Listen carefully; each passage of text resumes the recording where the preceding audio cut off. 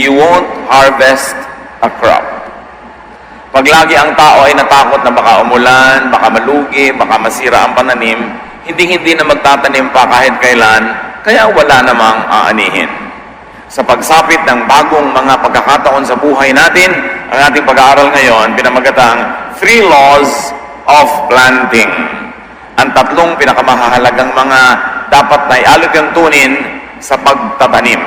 Salamat Panginoon dahil pwede kami magtanim at dahil dyan pwede kaming umani.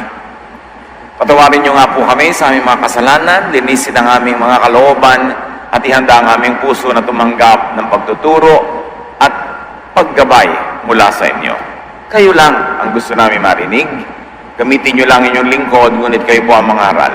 Lead us unto greater knowledge of you and unto a happier, more fruitful life. Father, we seek you, we thank you and honor you. In the name of Jesus, your Son, our Lord, our Savior, and friend. Amen. Marami po mga tao, laging nag-aatubili na mamuhunan, natatakot magtanim, hintay ng hintay. Many people wait to plant, they wait for the weather, they wait for their mood, they wait for too many things before planting. And because of that, a lot is wasted because time flies. And because time flies, if you don't plant while time is flying, time gets wasted. Nasasayang ang panahon.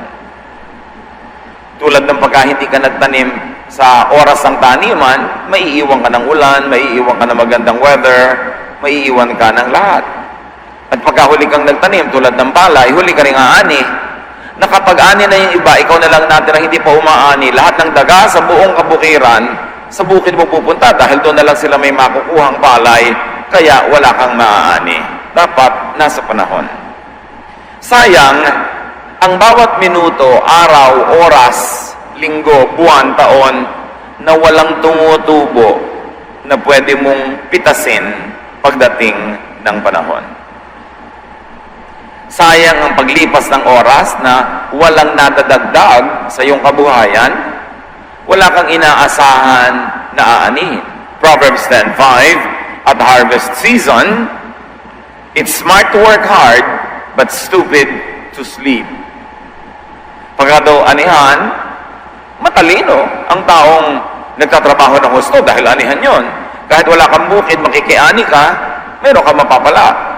Pero napakalaking kahangalan daw ang itulog ang oras ng dapat sana ay pagtatrabaho. Yan man ay oras ng pag-ani o pagtatanim, pareho lang. Dapat ang tao laging may ginagawa para umani. And remember that when we use the word planting here, we mean agriculture,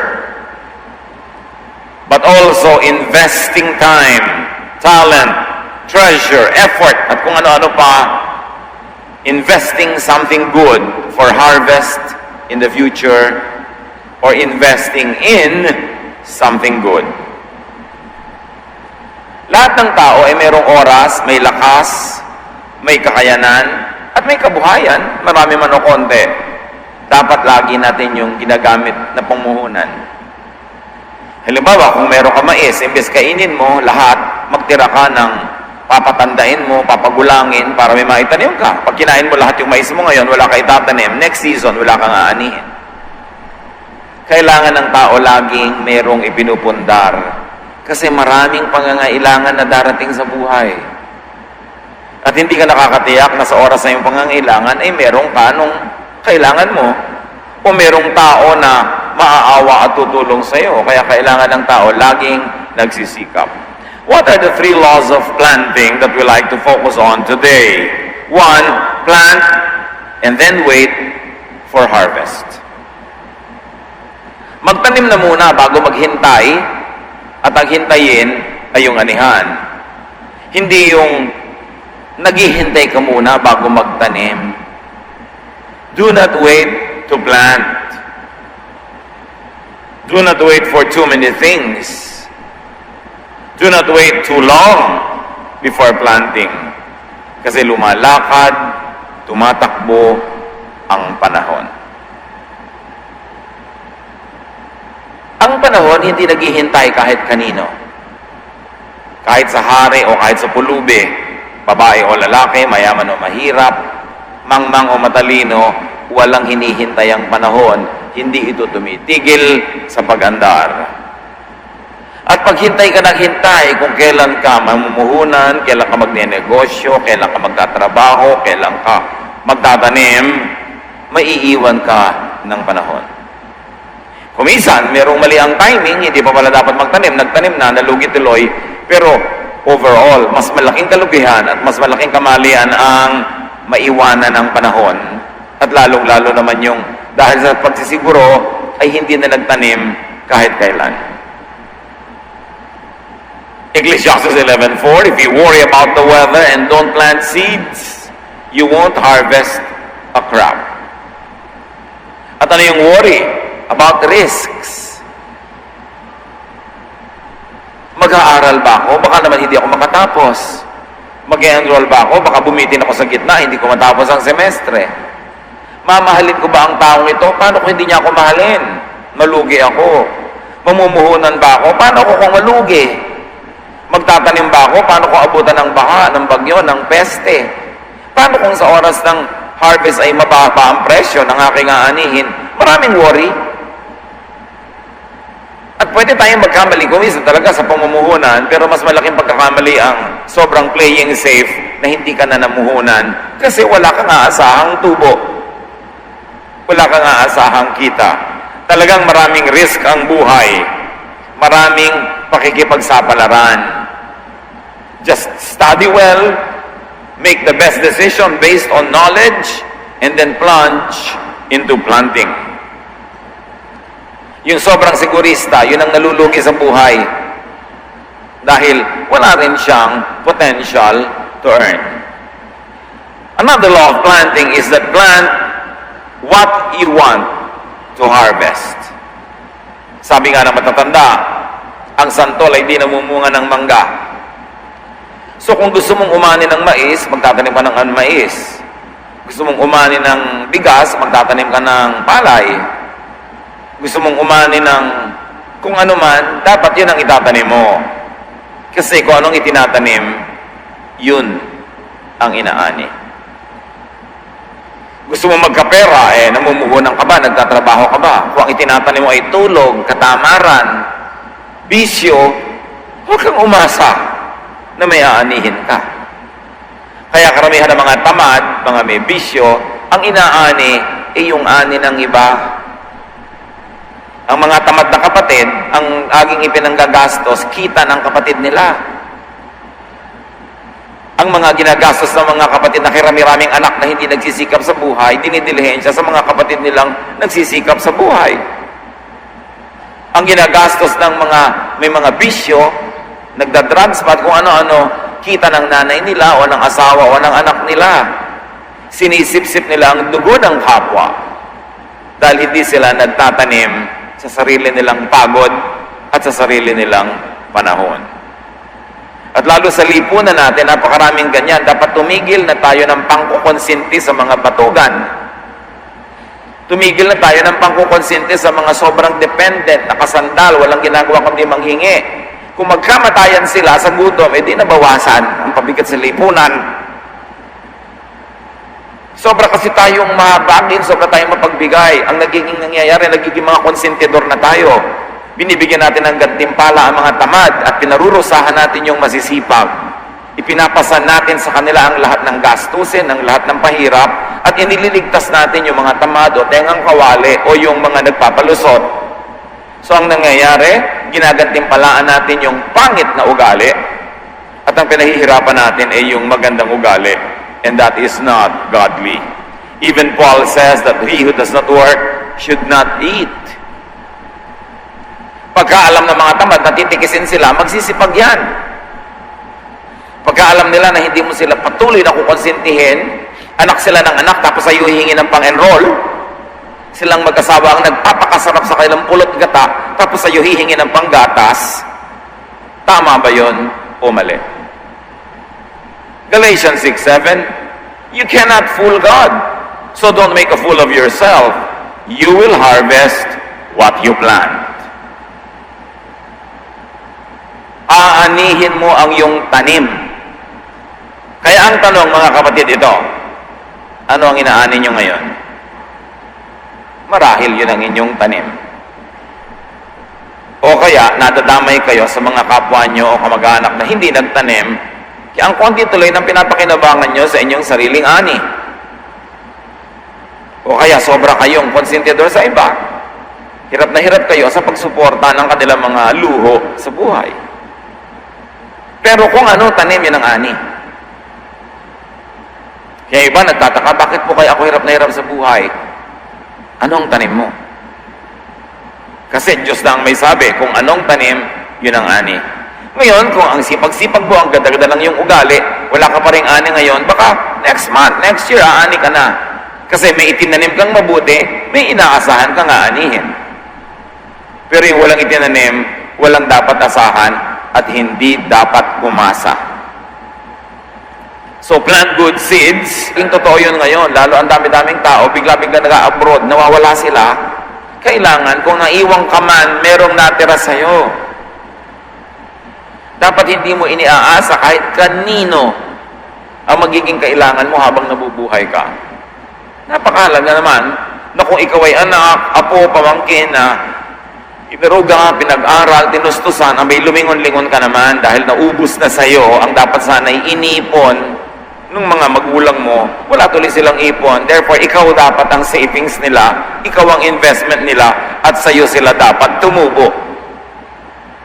Kung naging mabuti silang magulang, mabuting lolo, lola, naging mabuting tagapag-aruga, dapat suklayan mo, hindi mo kalimutan, kasi katulad naman nung araw, hindi naman uso sa mga magulang natin, mga lolo, ang nag-iipon para sa sarili, inuubos sa anak, inuubos sa mga pamangkin, inuubos sa kani-kanino, tapos kakalimutan mo na lang. That is so wrong. Kasi ikaw yung tanim, dapat meron sa yung ani. Hindi kailangan na kakalimutan mo sila. So, napakahalaga to work hard. And if you're going to work smart, if you could, have investments. Let investments work for you. Let your business work for you.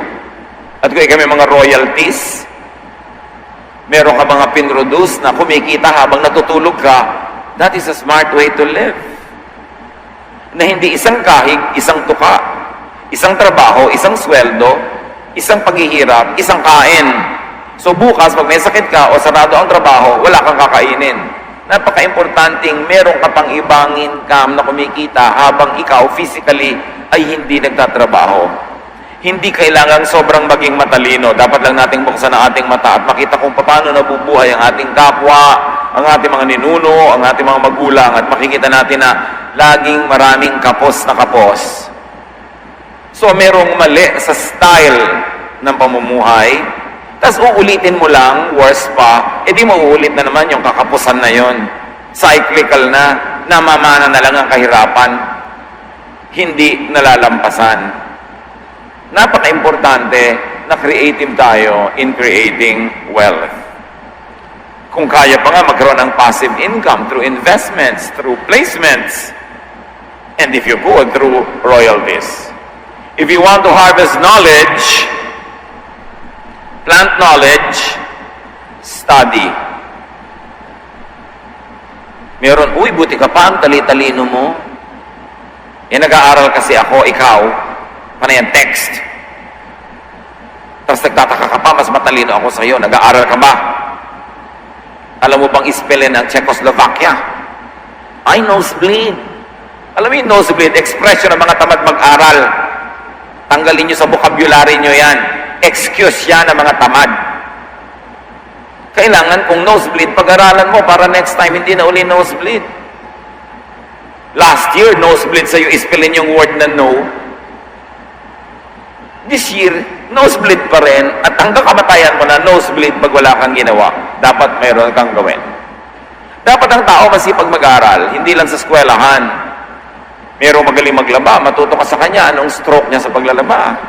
Merong magaling mamalansya, ay naku, hindi ako talaga magaling mamalansya. Excuse lang yun ng ayaw mamalansya. A willing heart finds a reason to know it. An unwilling heart finds excuses. to not know, and therefore to not be responsible. Mahalaga, pinapalawak mo ang iyong utak dahil ang daming dapat malaman, ang daming dapat mabatid, hindi tamad dapat sa pag-aaral. If you want to harvest goodwill, plant goodwill. Magpautang ng pera, magpautang ng oras, ng lakas, magpautang ng loob. Goodwill yon. Ang kabaligtaran nun, yung mangutang, manghingi, sumandal, negative investment yon. Kasi ang bilis maubos ng goodwill at mamaya tatakbuhan ka na ng mga tao. Gusto mo na may makipaglibing sa'yo, pag namatay ka, dapat makipaglibing ka sa mga namamatay. Gusto mong may mag-abuloy sa'yo, pag namatay ka, mag-abuloy ka dapat sa mga namamatayan. Gusto mong may dadalo sa kasal ng anak mo, dumadalo ka dapat sa kasal ng anak ng may anak. Gusto mong may magregalo sa'yo, dapat marunong ka magregalo, hindi yung ang tamad-tamad mo, sarili mo lang naginhawa ang iniisip mo pagka may mga okasyon, may mga kasalan, may mga pagsasaya o paglulungkot ng mga tao, gusto mong laging mapuwera sa hirap, ay mag-isa ka pag ikaw ang naghirap. Kasi kung anong tanim, yun ang ani. Hindi mahirap isipin yun. Kailangan lang nag-iisip ka ng konti. Ang mga taong tamad, walang aasahan. At hindi lang tamad yung sa pagtatrabaho o hanap buhay. Yung tamad kang maabala, tamad ka na masira ang mga plano mo dahil i-accommodate mo yung kailangan ng kapwa mo, maganda ka mag-isa sa panahon ng kagipitan. Yun ang tanim mo Ayaw mong paabala, therefore wala ding aabalahin ang sarili para sa iyo. If you want to harvest righteousness, be righteous. Kailangan may katwiran, tuwid ang pag-iisip. At huwag magbingi-bingihan sa tama. Marami nagbibingi-bingihan, nagmamanhid-manhidan. Pagkabayaran, laging manhid. Paggastusan, manhid. Pag magko-contribute sa iba nakatingin, tanggap ng tanggap, kain ng libre, pero kahit kailan, walang dala para iambag na iahain. Take ng take, get ng get, tapos forget. Tapos magtataka ka, hirap ka sa buhay. Magtataka ka, walang dumadamay sa'yo. Hindi nakakapagtaka yon because you harvest what you plant. Kitang-kita naman yan pag may kainan, lalo patlak, sinong may dala, sinong wala. Sino ang may dala ng sikmurang walang laman, pero pag uwi, may laman na sikmura, may laman pa ang bag. Madaling malaman kung sinong lagi nagpapalusot, kung sino laging makunat. Yung year after year after year, inaasikaso mo, binibigyan, pinapakain, nireregaluhan, pero ni minsan hindi mo lang magregalo sa'yo. Puro tanggap ng tanggap. Sa kapalagay nyo, natutuwa ang Diyos sa ganon. Hosea 8:7, if you scatter wind instead of wheat, you will harvest a whirlwind and have no wheat. Kung ang tanim mo daw ay hangin, ang ani mo ay bagyo, huwag kang umasa na may magandang ani ang pangit na tanim. Matthew 7:17-20, sabi ng Panginoong Jesus, a good tree produces good fruit, and a bad tree produces bad fruit. A good tree cannot produce bad fruit, and a bad tree cannot produce good fruit. So pag pangit yung fruit, alam mo, pangit yung tree. So pag pangit ang ani natin, alam nating pangit ang ating tanim. Simple yun. Bad manners, bad lifestyle, bad habits produce bad fruit. You are a direct cause of the effects in your life. Ikaw ang major and active participant in the making of your life. Hindi ka biktima ng universe. You make your life. Kuminsan lang hindi ka masyadong aware, kaya dapat maliwanag ang isip at alam mo kung ano yung pananagutan sa mga nangyayari sa iyong buhay. Another law of planting, plant in season. Sabi nga ng mga lola, sa tamang panahon. Dapat nagtatanim ka. Ano yung pinakatamang panahon? Pag malakas, pag malusog, pag masagana, pag kaya, magtanim ng magtanim. Malakas ka ngayon, mag-alaga ka ng mahina. Hindi mo alam kung kailan ikaw naman ang hihina at aasa ka sa alaga lang ng malakas naman sa panahon na yon. Meron ka namang kaya, huwag kang laging magpalusot. Huwag kang magbingi-bingihan at pagbulag-bulagan sa gastusan. Tumulong ka kasi kaya mo naman ngayon. Panahon para magbigay kasi meron ka. Kasi hindi ka sure na lagi kang meron at darating ang panahon ikaw naman ang aasa sa bigay ng mayroon. Meron kang isinuksok, meron kang mabubunot, meron kang tiyaga, meron kang nilaga, meron kang tanim, therefore meron kang ani. Akala ng iba ang wise nila, pag lagi silang nakakalamang, lumiligtas sa gastusan, pinapahamak na lang yung iba. Pag ikaw ay responsibleng member ng family at napasimula na ikaw ang gumagastos, laging ikaw na lang ang nakatoka, naka-assign, hindi na sasali yung iba. Akala nila ang wise nila. Pero tingnan nyo ang mga buhay. Kung masagana nga ba o hindi. Hirap nga ba o maginhawa. At kung may pera man, bigla-biglang nawawala sa isang masamang ihip ng hangin. Nababawian.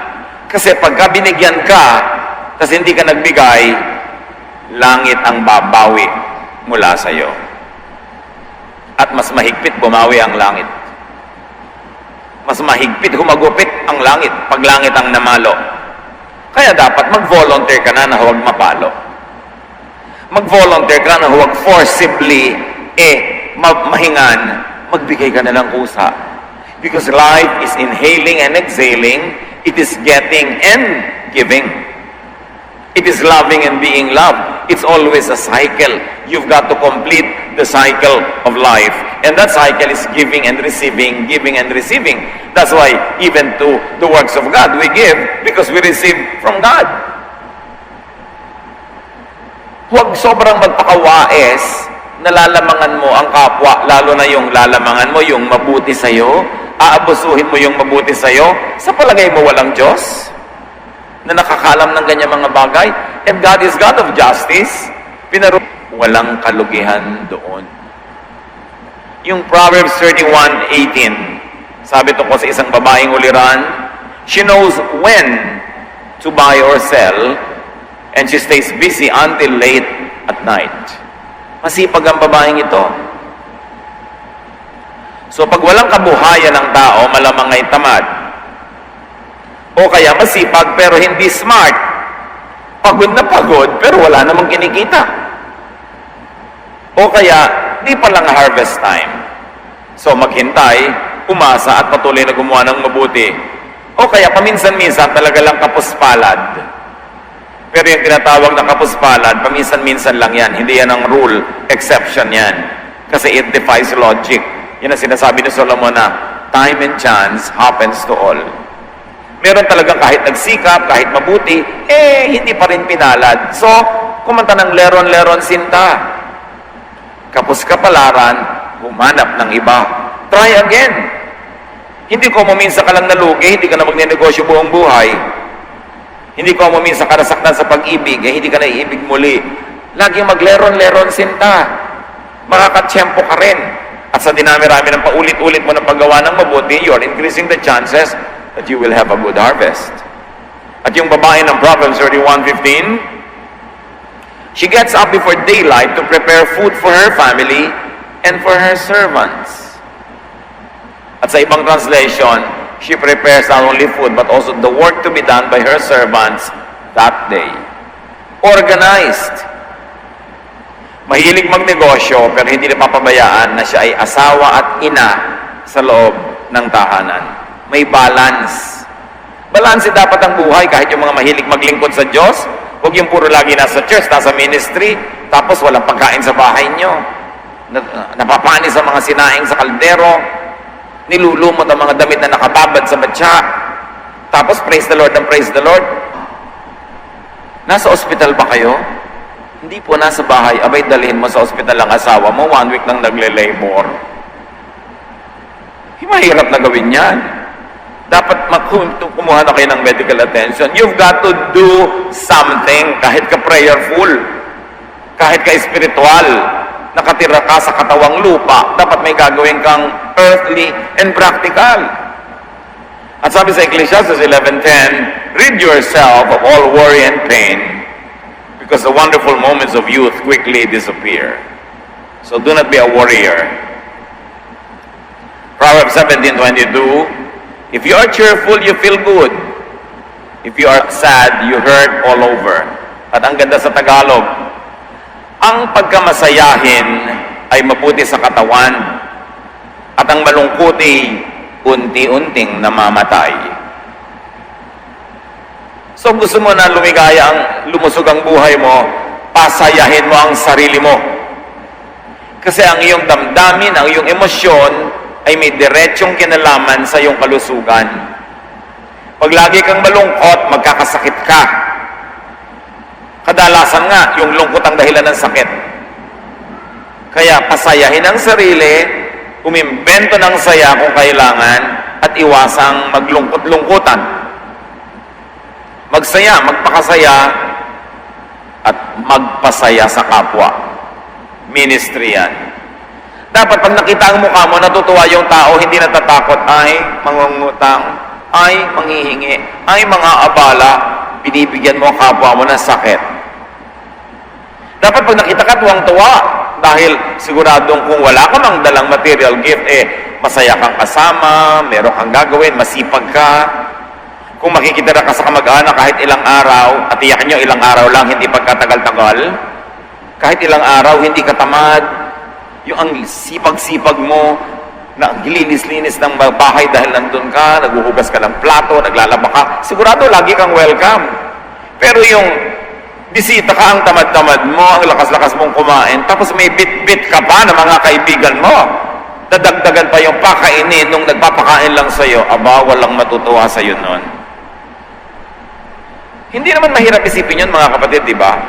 Natutuwa tayo sa taong nagpapagaan sa buhay natin, at ayaw natin doon sa nagpapabigat. Magulang na lang ang pinakamahaba ang pasensya, pero kung minsan nauubusan na rin. Kung kapatid mo lang, hindi mo naman magulang, aba, iba ang level ng pasensya nun. At lalo kung hipag mo lang, at lalong-lalo mo kung di mo kaano-ano, aba, dapat useful ka. Kung gusto mong welcome ka, dapat useful ka. Sasabihin ng iba, kaya naman yan gusto yun, pinapakinabangan niya. Natural! Kaya kung gusto mong magustuhan ka, di kapakipakinabang ka rin, nakikinabang ka, nakikinabang siya. Ganun ang buhay. Pagsasawaan ka tuwing laging bad news pag nandyan ka. Kung you want to harvest income, you have to work. Kawikaan, 24, 33 hanggang 34. Kaunting tulog, bahagyang idlip, sandaling pahinga at paghahalukip-kip.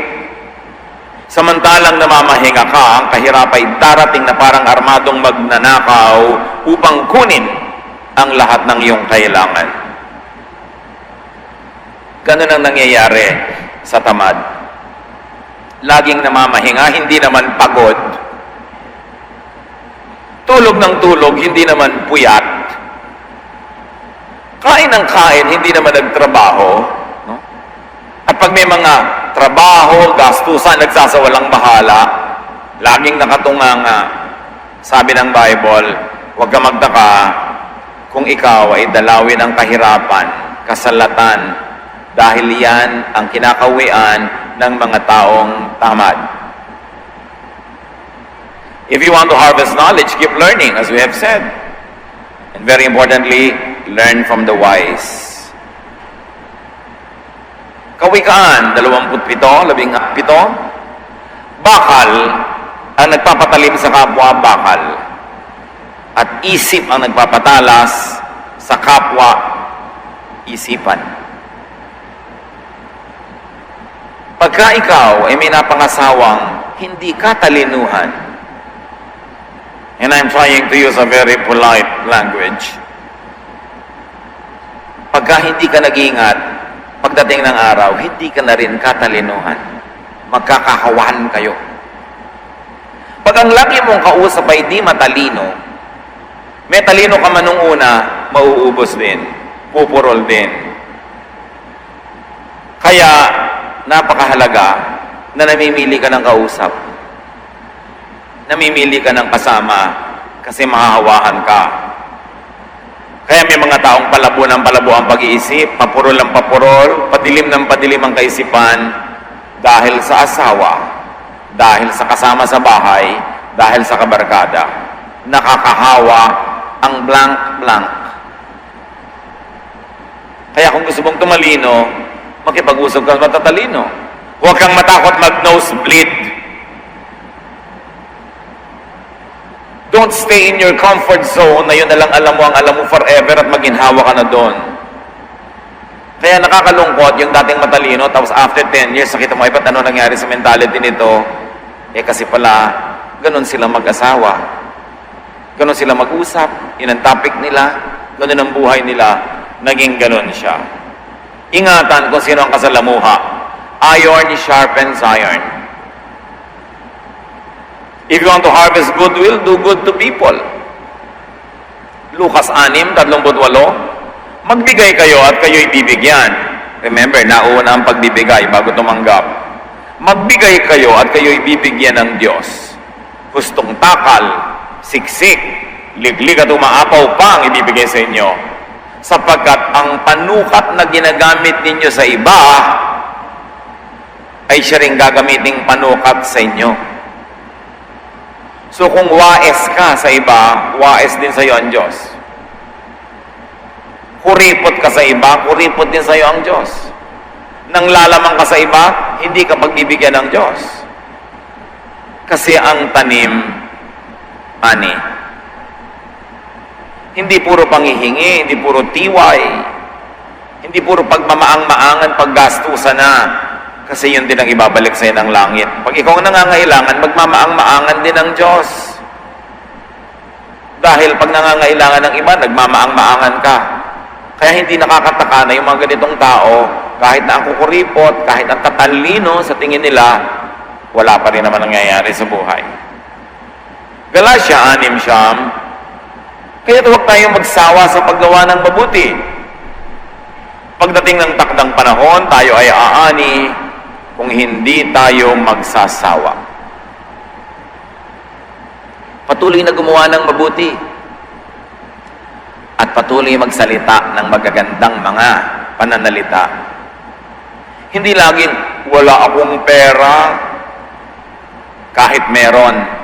May mga kilala akong kay maraming pera nung araw, pero laging sabi, wala akong pera, buti ka pa, may pera ka. Ayun, nawala na sila ng pera. Naging totoo na. Kasi laging sinasabi. Sa takot mahingan, sa takot mautangan, laging wala akong pera, nawala tuloy. Pagka sinasabi mo, mangyayari. Kasi ang Diyos nga, sabi niya, let there be light. Nagkaroon ng light. No? Let there be this, let there be that. Nangyari. And there is God in us because we are the temple of the Holy Spirit. We were created in God's image. There is power in our speech. Kaya yung sabing mahirap ang buhay. O tingnan mo, mahirap nga buhay niya. Yun ang lagi niya sinasabi.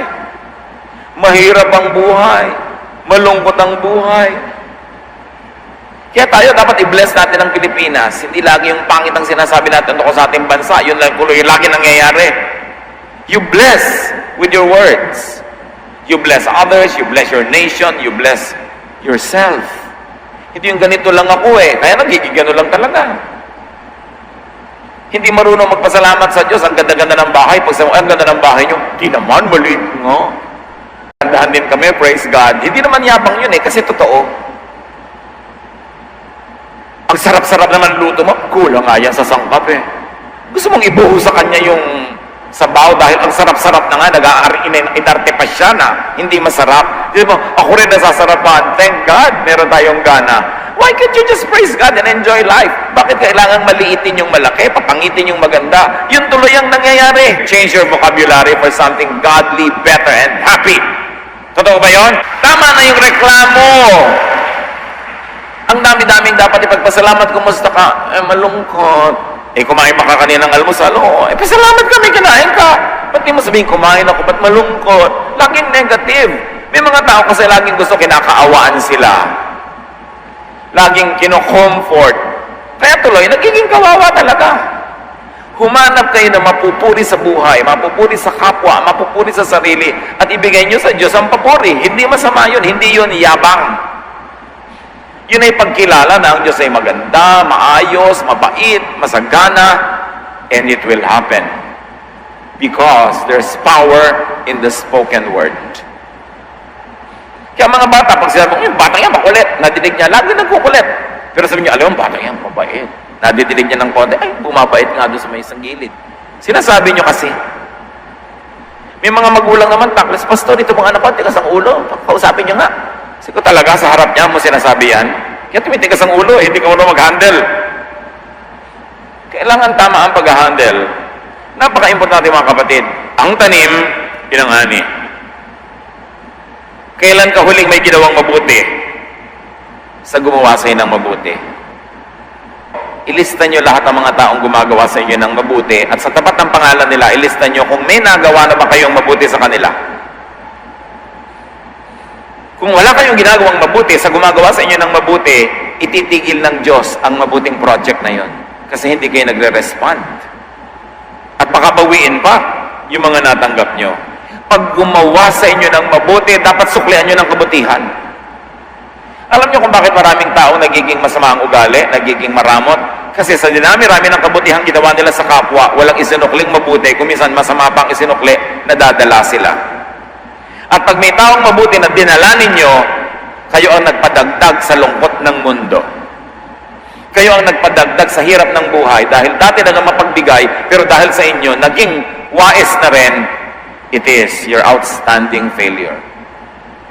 Dapat na-inspire natin ang tao na yung bait niya ang lumabas, hindi yung sungit. Yung generosity, hindi yung karamutan ang lumabas. Pero nasa inyo yun kung anong palalabasin yung ugali sa tao.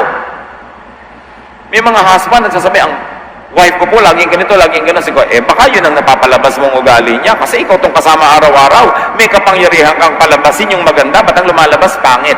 May pananagutan ka rin doon. Inspire others to be their better selves, not their bad selves. But how you deal with them, how you treat them, and how you reward or punish them will shape their behavior in the future. Let's inspire each other, encourage one another to become nicer, kinder, gentler. Huwag tayong get and forget. At mga magulang, train your children to be givers, to be generous, and to be kind. Pag ang naituro nyo sa mga bata ay selfishness, lugi rin sila kasi walang magmamahal sa kanila, walang mag-a-appreciate sa kanila, so hindi magandang turo yon. Tinuturuan nyo dapat na maging mapagbigay, mag-share ng mga blessing, hindi sarili lang. No? Huwag iasa sa iba, sa malakas o sa may pera ang lahat ng pangangailangan nyo. Kung wala ka, magtiis ka. At kung binigyan ka ng iba ng kusa, salamat, pero huwag silang obligahin. If you want to harvest righteousness, be righteous. Mateo 7:16. Makikilala nyo sila sa kanilang mga gawa. Mapipitas ba ang ubas sa puno ng dawag? O ang igos sa matitinik na halaman? The obvious answer is no. Psalm 126:5-6. We cried as we went out to plant our seeds. Now let us celebrate as we bring in the crops. We cried on the way to plant our seeds, but we will celebrate and shout out as we bring in the crops. Mahirap magtanim. Sabi nga nung kanta, planting rice is never fun. Mahirap magtanim. Pero masayang umani. Kung gusto mo ang saya ng anihan, dapat willing kang dumaan sa hirap ng taniman. Huwag kang umasa lang sa tanim ng iba. Sa Bulacan nung araw at maging sa Israel, pag nag-aani ka, nag-iiwan ka ng konti para may mahimalay, may mapulot yung mahihirap. So kung may tanim ka mga mani, magkapa-harvest ka, iniiwan talaga ang konti na nandun pa sa lupa. May patanim ka ng kamote, mag-harvest ka, may iiwan ka. Para pagkatapos yung umani, yung mga maralita, manghihimalay sila, yun ang tawag, mag-harvest sila nung tira. So, pero ang kinukuha lang nila yung tira, hindi sila kumukuha doon sa main harvest ng mayari. Ganon din dapat sa buhay. May mga naghirap, nagtanim, namuhunan, umaani sila. Kung bibigyan ka, doon ka lang sa paghihimalay kumuha. Hindi doon sa inani nila dahil sa paghihirap nila. It is not godly. At there is something wrong with our very politically motivated government policies. We always give to the needy, not to the deserving. Lahat ng mga politician, laging, bibigyan ko ang mga maralita. Pero wala akong narinig na nagsabing, bibigyan ko ang middle class, na siyang talagang naghihirap, nagbabayad ng buwis, nagpapakatino, nagbabayad sa mga lote nilang tinitirhan, naglilinis sa mga bakura nila. Nobody rewards the good citizens in this country. Ang laging nililigawan nila ay yung maraming na gusto nilang itolerate. Gusto nila kasi mga taga-boto. Bagamat dapat naman talong-tulungan ng mga genuine na kapuspalad, pero hindi naman dapat bigay ka ng bigay sa hindi naman nagtatrabaho. Tapos ang ibinibigay mo sa kanila, yung buwis ng mga nagtatrabaho.